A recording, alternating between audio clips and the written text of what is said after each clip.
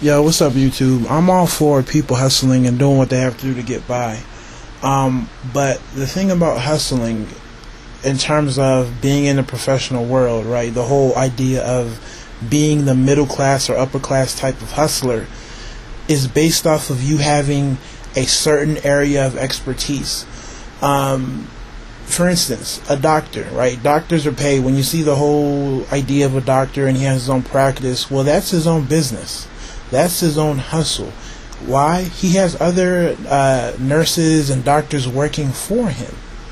Okay? You know, how many times have we been to a doctor's office where we didn't see a doctor, but we saw a nurse, or, you know, another doctor that wasn't the head doctor, right? So it's definitely a business. You have to have a hustle. Like I said, my expertise is education. So most of my hustles are going to be based off of something with education, because that's where my knowledge and that's where my training comes from. And I say this because oftentimes you'll meet people and they're hard, they're ambitious, but they're not specialized in anything. And it's very dangerous. In Southern California, there's a significant group of blacks who were in the middle class but got hit hard by the recession, simply because their hustles weren't necessarily based off of any level of expertise. They were more so doing commission stuff here and there. I have my hands in this, dibble and dabbling in that, but it wasn't based off of anything. Okay, so when things got hard, they had nothing to fall back on. They had no area of expertise, right? It's like no fallback plan. With me in education, for example, I know if everything falls apart, okay, I can always go back to being in the classroom, right? I can always go back. If you're a lawyer and you had your own practice and you were doing something major, and it fell apart. Not even practice, your own firm or whatever they call it, and it fell apart, you can always go back to working for somebody. Yeah, you may not like it, but you have a fallback plan, right? You were able to expand and grow because you had a level of expertise.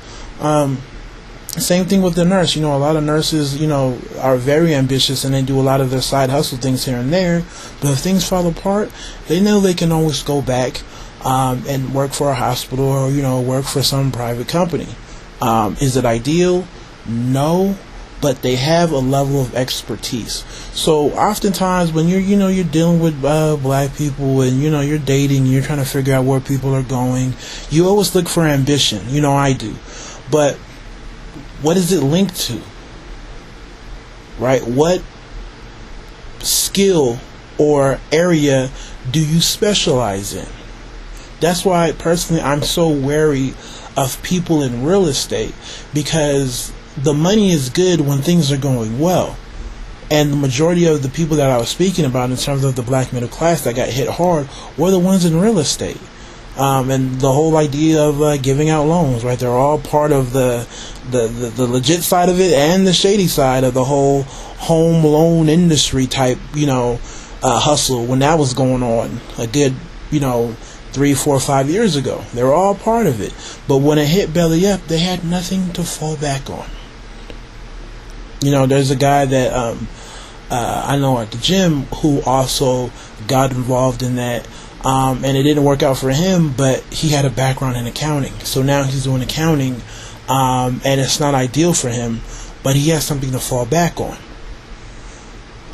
So it's not just, telling young black boys and girls, hey, you need something to fall back on if your NBA dreams and your R&B dreams fall. You have to have some too if you are, a professional in America, especially when you're black. Because job security is always the biggest thing that we have, right? We're always worried about job security, aren't we? So understand, man, like if you're young or you're older, you have to have something to specialize in, right? What do you do? What do you hold on to? I mean, I respect people who can dibble and dabble in everything, but you're not safe from any sort of recession. You're not safe from any major disaster. right? And you can't fall back on anything. So how could we build a relationship if you can't fall back, if you have no guarantees? When all else fails for me, I know at least I have something guaranteed.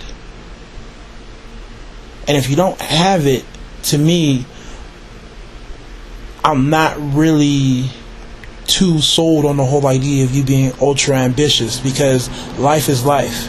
Business will be good and business will be bad, but it's about how bad, right? That's the whole point.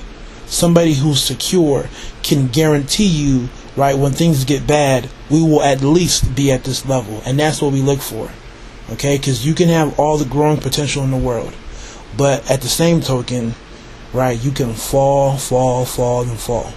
So you guys, share your experiences. Take it easy. God bless.